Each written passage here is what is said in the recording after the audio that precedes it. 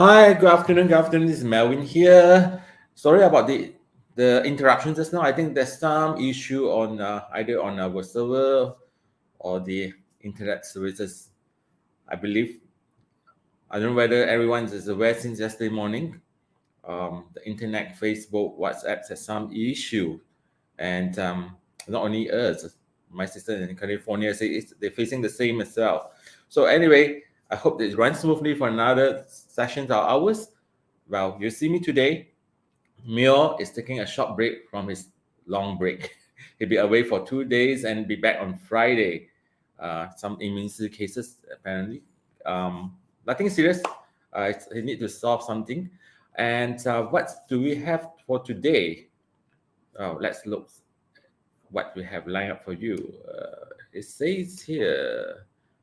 Oh yes, safe to eat, isn't it? The topic for today. What is it all about? Okay, this is concerning about the restaurants in Malaysia. Do you know that restaurants can allow dining in by all customers, whether or not they are vaccinated under phase 3 of the National Recovery Plan, NRP? I repeat again, all restaurants can allow dining in by all customers, whether or not they are vaccinated under phase 3 of the National Recovery Plan. It sounds a bit scary to me, but it says so. So eating in for the purpose of social gathering, however, is still not allowed. Repeat, eating in for the purpose of social gathering, probably birthdays, celebration is still not allowed. And the permitted operation hours remain the same from 6 a.m. to midnight. All right. However, dine-in activities for phase 1 and phase 2 come under sections of official SOP that's for fully vaccinated. So says here, phase 1 and phase 2, all those dine-in must be fully vaccinated. Under phase 3, it might not be fully vaccinated. That's what it says here. So despite all these more relaxed rulings, uh, the the restaurants operators say that there's not seeing an increase in customers. How come? So relaxed but it's not see an increase because business is still slow, and because of the current standard operation procedure limits the number of tables in the premises. Most businesses have only recovered about 50% of the usual income. But I will say our earlier show, slowly but surely, right? Even though like phase 3, you're not vaccinated, you're allowed to dine in as well. But because of the SOP says that only 50% of the normal capacities, so not full house again, but 50%, please, it's good for the control sake that we should take it gradually. Then probably the government will, when things are better, they will release more capacity to you guys, those business restaurant operator. But this is what they say, of course, this is better than returns during MCO time, So this is much better. Those MCO times, they really suffer. So what you do is that probably you have to, what's your capacity for the day. Do not over so-called burden yourself by cooking too much food. Which I tell you yesterday morning, I went to the store. I saw this lady selling nasi lemak. Usually at the hour, it's almost finished. And yesterday, another big pot of rice, not so. I said, what happens? The business are slow. So I told her, which is like, you have to adjust yourself, do not overcook because those, like those rice with santan and all this thing, you can't keep it for till tomorrow. It's not fresh anymore. It's not good to eat. So just estimate and cook enough to sell. I think this is my advice. Don't be over zeros of our way and all these things. So fully vaccinated customers were still sitting on the fence, like me, when it comes to dining in, as many still opts for takeaway. Usually, like the lunch now, I opt for to eat in the office. What I do is I have simple like lunch breaks and toast and all these things. So this is what a lot of people feel now, even fully vaccinated. Um, I hope that times will come when things are allowed to settle down, people have more confidence of dining out, right? So they expect the number of dine-in customer to increase once the total vaccination rate rises. Yes, it's come to that. It's come to the level that we all wish, and we're going to touch on that as well. Is that most of the coffee shops and restaurants in Ipoh Old Town, for instance, to continue with takeaway deliveries, even though dine-in has been allowed since Perak's move into phase two. This is this change of Ipoh Old Towns in Perak. People still prefers to take away now, which I think is a quite a wise idea now. Even though, yeah, it might not help much, but it helped the business too. Order your foods and ask for delivery and all these things. Like, so this is the I'll be on to us. I think what we as the communities, when we see that is the trend of improvements daily. Yesterday it was quite good. For last few days it's below five figures, but I do hope there's one big issue coming out, which in Malacca.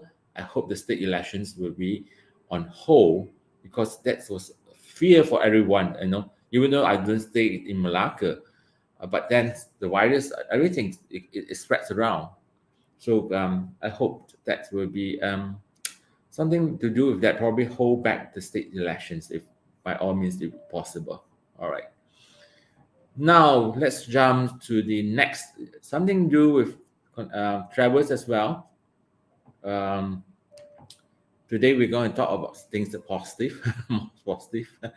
Our Prime Minister, Dr. Sri Ismail Sabri Yaakob, announced that the interstate travel will be lifted soon once 90% of the country adult population has been vaccinated. And YB Kare says that at the moment, 88% of the adult populations has been fully vaccinated. In fact, it's slightly more, as this morning recorded. So it's less than 2% now. Until the state borders are open for Malaysians, we no longer need to apply for MTP, My Travel Pass, to travel abroad as well. Right. So to reach 90% figure, about 21.1 million adults need to be vaccinated. So at the moment, 20.6 million adults has been vaccinated. So Malaysia is just left out about 500,000 more short of the figure. All right. So according to the COVID Now website, over 95,000 adults achieve fully vaccinated status every day. So with these rates, within 5-6 days, we will be reaching 90%. And then I think the government will announce what are the new SOP need to follow for interstate travels. So this is a welcome news. The state government of Johor is confident of achieving the target of having 90% of its adult population vaccinated by the end of the month as well in Johor. So the Prime Minister hinted that reopening of travel, both domestic and overseas, could take place in December. Now, I think that will help the economy as well. And for those who wish to have a holiday, year-end holiday, Christmas holidays, consider travel locally. Let's support our local tourism industry first, because they have been suffering a lot. So let's cuti Malaysia. I hope the tourism ministry has come up with ideas, strategies to increase local travels, cuti Malaysia. I would, as I told you, things with warrants, I would like to go up to Genting because it's quite close to where we are, an hour drive, spend half a day there, or even I usually goes out for my, wake up early, go there for my breakfast, have my brunch, and come back with an early dinner, or this kind of thing. So it helps the restaurants, definitely, right? Cool. So Crow State's movement, the opening of tourism centers, students returning to universities and schools, and spectators heading to sports venues are among activities set to come back to life. Yes, we have reported this. Even those sport venues, they are allowed to open with 50% SOP. So the Ministry of Health is targeting for Malaysia to enter a transition phase of living with COVID-19 virus before moving into endemic phase. So we have to get used of it. Every time when we wake up, we have to remind ourselves the virus is still with us. We have to live with it, so we have to be extra careful. So for the public, the endemic phase means they need to continue to comply with the revised and simplified SOP, be responsible and ensure there's proper access to healthcare at all times. So wearing masks, proper layers, double masks, or please practice that. This is part of your daily so-called when you go up your attire, your part of your fashions, washing your hands, make yourself clean, go out with if necessary, of course. Like when you're in endemic, yes, you can go out probably on weekends, but cut short of your time of traveling. Don't spend too long hours outside. Right. So this is to safeguards of everyone. So we do have, as this morning, it's reported that we are quite close to 90%. I think in today's being Wednesday, I believe early next week. Now it's 88.4. We have 1.6 to reach 90%. So I guess by end weekends, the Prime Minister will give us some announcements and probably a new SOP to follow for interstate traveling. But do not jam out. Let's say, yes, I know everyone miss their hometown, but haven't seen their loved ones for a long time. But try to plan out. Don't usually weekends. You see weekends, everyone's, because of the holidays, people tend to travel more.